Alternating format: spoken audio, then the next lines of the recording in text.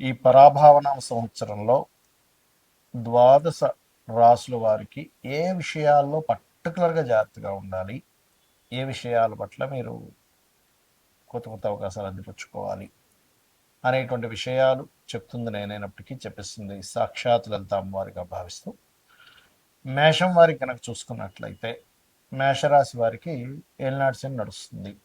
So first point number one, మీరు జాగ్రత్త తీసుకోవాల్సిన ముఖ్యమైన అంశం ఏమిటంటే ఇన్వెస్ట్మెంట్స్ విషయంలో చాలా జాగ్రత్తగా ఉండండి. ఇన్వెస్ట్మెంట్స్ ఎక్కడ చేస్తున్నాము ఏంటి, ఆ ఇన్వెస్ట్మెంట్స్ కూడా కాస్త లాంగ్ టర్మ్ ఇన్వెస్ట్మెంట్స్ చేయడం అనేటువంటిది చేయండి ప్రధానంగా, ఒకవేళ ఇన్వెస్ట్మెంట్ చేయాలంటే. ఇక రెండో పాయింట్ ఏమిటి అంటే పంచమ స్థానంలో కేతువు యొక్క సంచారం జరుగుతుంది కాబట్టి ఈ కేతువు పంచమంలో ఉన్నందుకు సంతాన స్థానంలో ఉన్నాడు కాబట్టి ముఖ్యంగా మీరు మేషం వారు ఈ రాజకీయ నిర్ణయాలు, మీ పర్సనల్ లైఫ్లో ఏదైనా నిర్ణయం తీసుకునేటువంటి విషయాల్లో పట్ల కూడా మీరు జాగ్రత్త వహించాలి, గుర్తుపెట్టుకోండి. అయితే మరి కంపల్సరీ మనకి ఏదో ఒక నిర్ణయం తీసుకోవాల్సి వస్తుంది కదండి, కంపల్సరీ తప్పదు కదా, ఏదో నిర్ణయం తీసుకోవడం మనం ఉండలేం కదా అని అనుకుంటే ఒక్కసారి మీరు మనస్ఫూర్తిగా మనసులో గణపతిని తలుచుకోండి. ఎందుకు అంటే మీకు పంచమ స్థానంలో ఉండేటువంటి కేతు ఉపాసనా కారకుడు కూడా అవుతాడు. పంచమ స్థానం అనేటువంటిది ఏంటంటే మంత్రస్థానము అంటారు. సర్వసాధారణంగా మీరు చేయవలసింది ఏమిటి అంటే సూర్య ఆరాధన చేయాలి, లేదా విష్ణు ఆరాధన చేయొచ్చు. కానీ ఇక్కడ ఎప్పుడైతే పంచమంలో కేతు ఉన్నాడో నవంబర్ వరకు కూడా మీరు తీసుకునేటువంటి నిర్ణయాల విషయాల పట్ల కాస్త జాగ్రత్తగా ఉండాలి.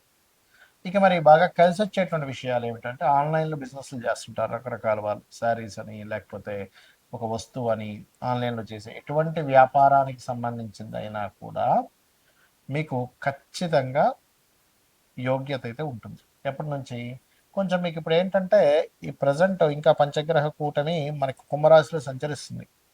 ఉగాది రాకముందు, ఉగాది వచ్చేసరికి స్లోగా ఆ కుజుడు ఇవన్నీ స్లోగా ఉగాది తర్వాత ఒక 1 మంత్ వరకు ఉండి దాని తర్వాత కదులుతాయి. సో దీనివల్ల ఏమిటంటే ఎప్పుడైతే ఈ మూమెంట్ వస్తుందో సింగిల్గా ఎప్పుడైతే రాహు ఉంటాడో అప్పుడు ఆ యొక్క గ్రహ ప్రభావం అంటే ఆన్లైన్లో చేసే బిజినెస్లు, సాఫ్ట్వేర్ రిలేటెడ్ సంబంధించిన బిజినెస్లు, ఏదైనా రీసెర్చెస్ రిలేటెడ్ సంబంధించినవి, ఇట్లా ఇలాంటి వాటికి చాలా చాలా చాలా బాగుంటుంది చెప్పాలంటే. అయితే షేర్ మార్కెట్ విషయంలో చాలా జాగ్రత్తగా ఉండండి మీరు. ఇక మీకు ధనపరమైనటువంటి విషయాలు మీకు అనుకూలంగా ఉండాలి అంటే కూడా మీరు 12వ స్థానంలో శని ఉన్నాడు కాబట్టి ఆయన 2వ స్థానాన్ని చూస్తాడు కాబట్టి వీలైనంత మట్టుకు మీరు గణపతి ఆరాధనతో పాటు లక్ష్మీ అష్టోత్తరాలు, అదేవిధంగా శనివారాలు వీలైనంత మటుకు నూనె ఆయిల్ ఇస్తూ ఉండండి. బికాజ్ ఆఫ్ ఇక్కడ శాటర్న్ యొక్క మహాదశ ఎప్పుడైతే ఏలినాడు శని ఎప్పుడైతే నడుస్తూ మీ జన్మజాతకంలో కూడా శాటర్న్ యొక్క మహాదశ నడుస్తున్నట్లయితే అప్పుడు దాని ఎఫెక్ట్ డబుల్ అవుతుంది. అప్పుడు ఏం చేయాలి, మీకు దగ్గరలో గోశాలలు ఉంటాయి కదా, గోశాలలకు వెళ్ళి కాస్త గోవులకి ఏదైనా బెల్లం లాంటివి తినిపించడము, అలాగే మీకు దగ్గరలో ఆలయాలు ఉన్నట్లయితే కాలభైరవుడు ఆలయం కానీ లేకపోతే ఆంజనేయ స్వామి ఆలయం కానీ ఇలాంటి ఆలయాలకు వెళ్ళి అక్కడ ఏదైనా మీరు నూనెని ముఖ్యంగా ఆయిల్ని ఆఫర్గా చేయడం, ఇవి చేయండి. ఇవి గనక చేస్తున్నట్లయితే ఖచ్చితంగా మీకు బాగుంటుంది, అందులో ఎటువంటి సందేహం లేదు. మరి ఈ సంవత్సరం వివాహ యోగం ఉంటుందా అంటే మొదటి 6 నెలలు కాస్త ఎక్కువగా వివాహం చేసుకోవడానికి అనుకూలత ఎక్కువగా ఉంటుంది. కాకపోతే ప్రేమ వ్యవహారాలు ఇటువంటి విషయాల పట్ల చాలా చాలా చాలా కేర్గా ఉండాలి. ఉద్యోగం విషయంలో కూడా మీరు ఉన్న ప్రదేశం కాకుండా వేరే ప్రదేశాలకు వెళ్ళి కనుక మీరు ప్రయత్నం చేసినట్లయితే ఖచ్చితంగా మీకు ఉద్యోగ అవకాశాలు కూడా లభిస్తాయి, అందులో ఎటువంటి సందేహం లేదు. ఇక్కడ ఏంటంటే ప్రతి ఒక్కరికి కూడా సంవత్సరం మారింది, నూతన సంవత్సరం వచ్చింది, ఇక్కడ నుంచి అయినా సరే లైఫ్ బాగుంటుందా అని చెప్పి ఆశపడుతూ ఉంటారు. మనిషి అభివృద్ధి అవ్వడానికి పడేటువంటి ఆశ ఎప్పుడు కూడా తప్పు కాదు.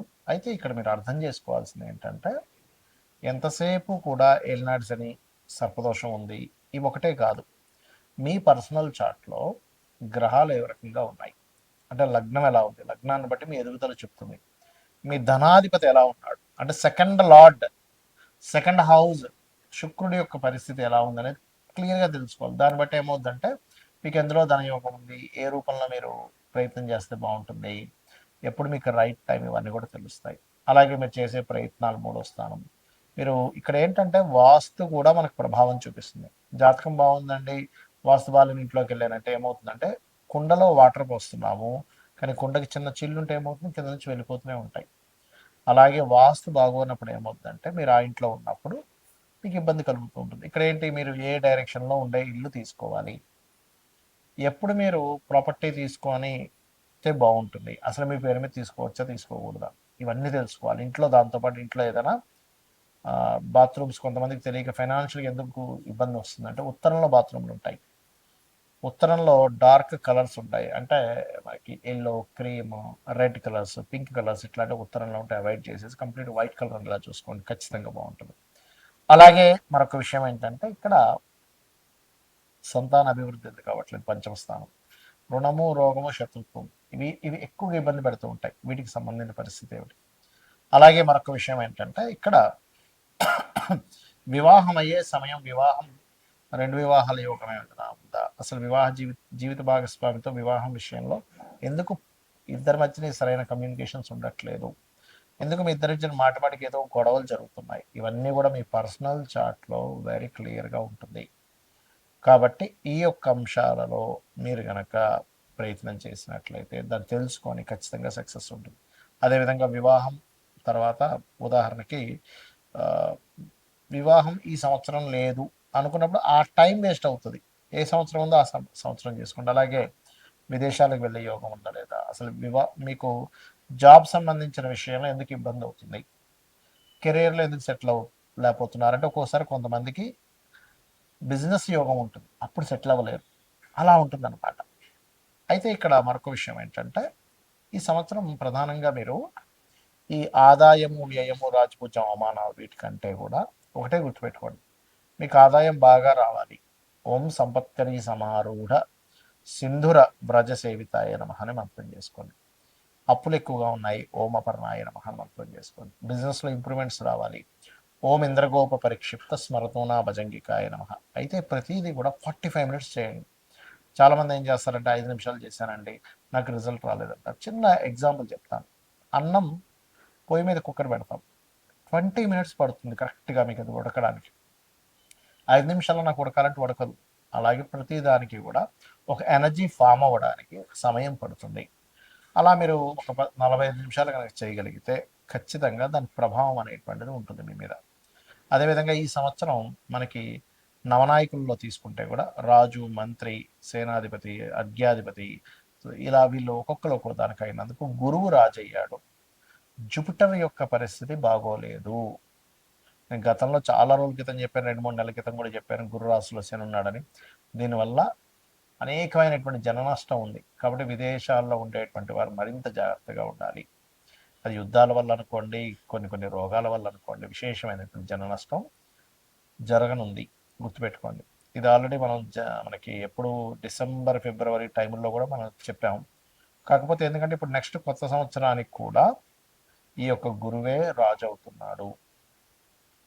అదేవిధంగా నీర్సాధిపతి కూడా గురువు అవుతున్నాడు. కాకపోతే వర్షాధిపతి చంద్రుడైనందుకు కాస్త చక్కగా వర్షాలు అయితే బాగా పడతాయి, ఎక్కువ రోజుల వర్షాలు కూడా ఉంటాయి. కొంచెం ఈ పంట పొలాలు లేకపోతే ఈ ధాన్యాలకు ఎక్కువగా డిమాండ్ అనేది పెరుగుతుంది. ధాన్యాలకు గుర్తుపెట్టుకోండి, ధాన్యానికి ఎక్కువ డిమాండ్ పెరగనుంది. కాబట్టి ఈ యొక్క విషయాల పట్ల కాస్త మీరు అప్రమత్తంగా ఉండండి. జనాలు బంకర్స్లో దాక్కునేటువంటి సమయం రానుంది, గుర్తుపెట్టుకోండి. కాబట్టి ఈ విషయంలో జాగ్రత్తగా ఉండండి. ఇక మరొక విషయం ఏంటంటే మీరు జాతకమే తెలియదు అప్పుడు ఏం చేయాలి, సింపుల్గా రోజు లలితా సహస్రనామాలు చేసుకోండి డైలీ, ఖచ్చితంగా బాగుంటుంది. అదేవిధంగా మనకి లాస్ట్ టైం మనం చెప్పుకున్నాం, ఒక 4-5 నెలల క్రితం కూడా చెప్పాను, సిల్వర్ రేట్ విపరీతంగా పెరగనుంది. మరలా బంగారం, సిల్వర్ రేట్లు ఒక రేంజ్లోకి వెళ్ళనున్నాయి, గుర్తుపెట్టుకోండి. ల్యాండ్ రేట్స్ కూడా విపరీతంగా పెరగనున్నాయి. కాబట్టి రెగ్యులర్గా లలిత చేసుకోండి, అన్ని విధాలా మీకు బాగుంటుంది. శ్రీమాత్రే నమః.